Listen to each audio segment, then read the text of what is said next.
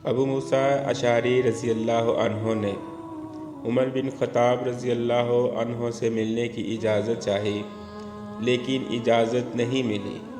غالباً اس وقت کام میں مشغول تھے، اس لیے ابو موسیٰ رضی اللہ عنہ واپس لوٹ گئے۔ پھر عمر رضی اللہ عنہ فارغ ہوئے تو فرمایا، کیا میں نے عبداللہ بن قیس ابو موسیٰ رضی اللہ عنہ کی آواز سنی تھی؟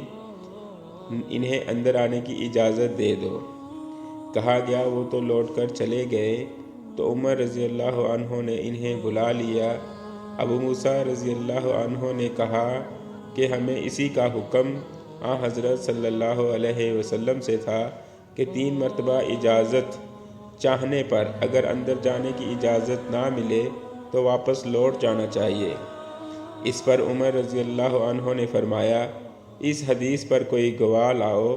ابو موسیٰ رضی اللہ عنہ انصار کی مجلس میں گئے اور ان سے اس حدیث کے متعلق پوچھا کہ کیا کسی نے اسے حضرت صلی اللہ علیہ وسلم سے سنا ہے؟